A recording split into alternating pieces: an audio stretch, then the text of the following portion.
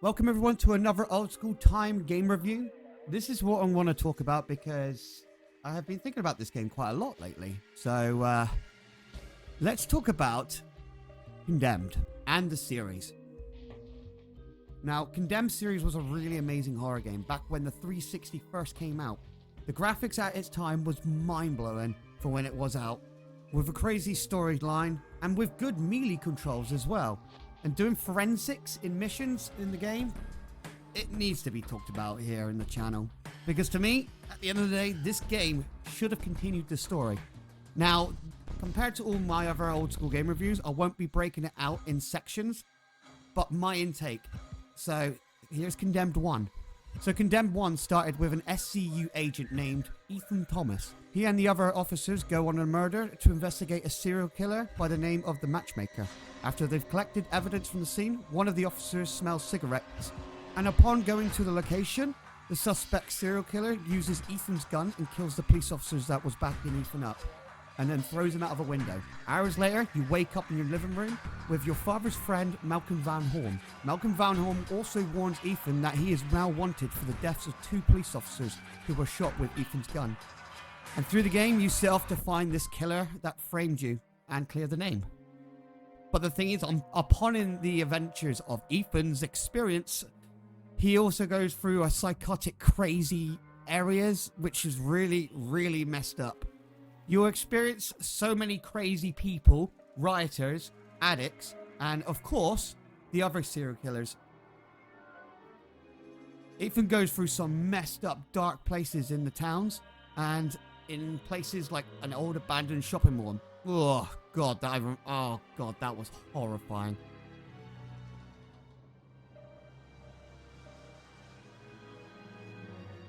But as Ethan's going through his journeys, he is also seeing other serial killers being murdered for some reason. Throughout the game, you end up finding out the motive of the killer that framed you is a serial killer hunter called Serial Killer X. Now, to me, the combat and the movement and the gameplay was very creative back then. You know, you can literally pick a pipe out of the wall or grab a bottle. It's like a 4x4 with nails on it, and just it was pretty cool with the combat, especially when you see crazy crackhead dudes or rioters coming in, and they also got their own little kind of AI stance of trying pretending to hit you but like actually hitting you. It was cool. It was a little bit intense as well sometimes when you've got like one guy in front of you and then another one behind you.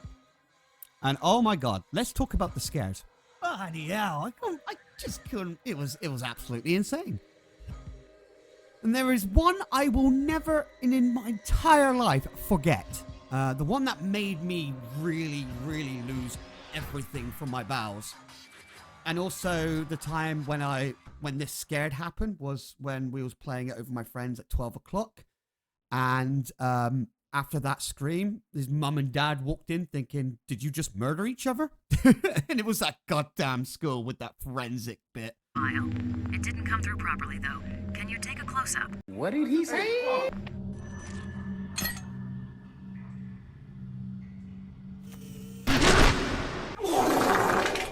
But the last time I actually played this game was, I'd say 17 years old. I'm now 34 at this time of making this video. But now thinking about it, I would really love to play this game again. Because the fun fact about this game, it was also the dev team behind the Fear games. Such a good combo for horror games, I tell you that. But if you're a person looking for a horror game and want to go kind of looking for old school ones and you haven't had a chance, you need to go and check this out. Honestly, if you can get it, check it out.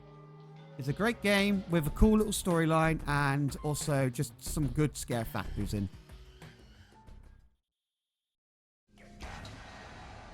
That's me, Ethan Thomas. Drunk, tired, and pissed off. Why? Because this damn city's too fucking blind to see what's killing them. But I can. I've seen the unspeakable. They said my drinking was an issue. They said I left one too many bodies and one too many alleys. But everybody in this unit knows why they really brought me back. Send me a picture of the body. Because the rest of these jerks are too friggin' scared of getting killed. Drop it! You got a big problem. And no one on God's green earth is gonna like the way I solve it.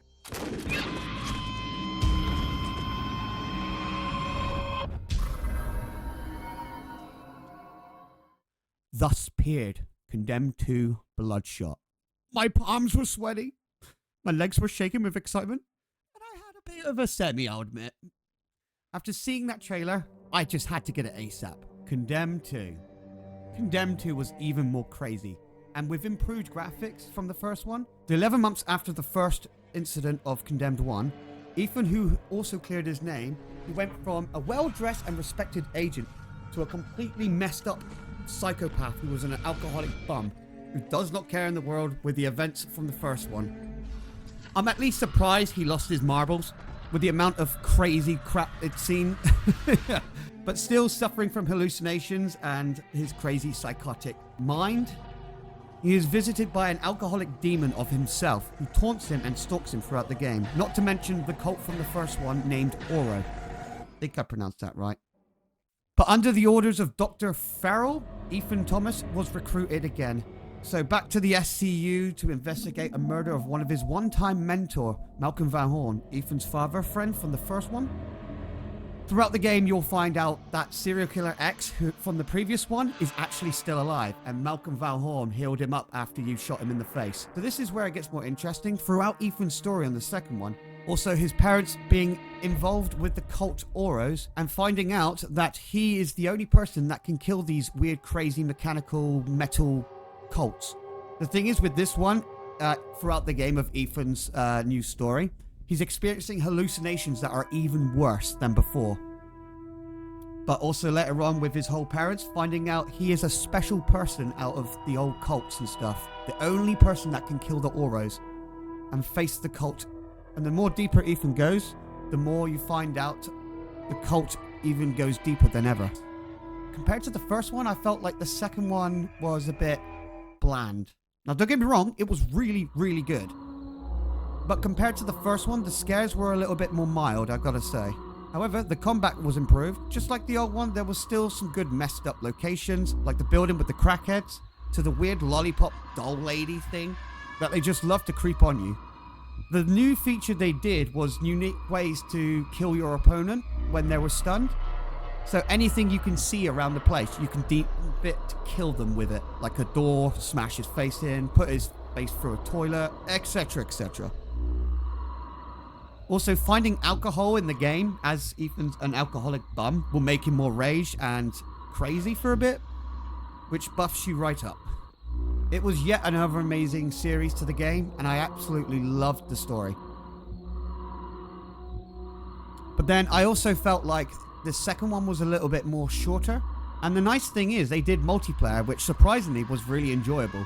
Because like you could be in this like house night, and then out of nowhere an online player will come as a rioter or a crazy dude with just a with a 4x4. It's so fun. It was. But the sad reality, they never made a second one. Every day I kept looking at the websites to see if there's going to be any links of a third one. But they never made it. I'll be honest with you, this is my thoughts. Like, it's not anyone else's, it's just my thought. I personally blame Warner Brothers. Because if you compare it to Condemned 2 and then the other Fears that didn't get a good reputation, and then you played Condemned 1 and the classic Fear, you'd see the difference when Warner Brother really stepped in to back them up. It just wasn't, yeah. It wasn't kind of creative, if you get what I mean. So yeah, I blame Warner Brothers for that. But it's such a shame for no, like, third one. And hell, Fear as well. They're just going to be now in the graveyard of decent horror games. So that's my series talk on the Condemned. I do hope you enjoyed this video. This is a little bit different from what I normally do, but I had to like talk about it because this game's beautiful. It was really fun. I loved every minute of it back then. And I kind of want to play it. So if you're new to the channel, please hit the subscribe. Please put a comment down and tell me what your next horror game you'd want to play back in the old school days. And yeah, I just do hope you enjoyed this. You guys take care and have a wonderful night or day.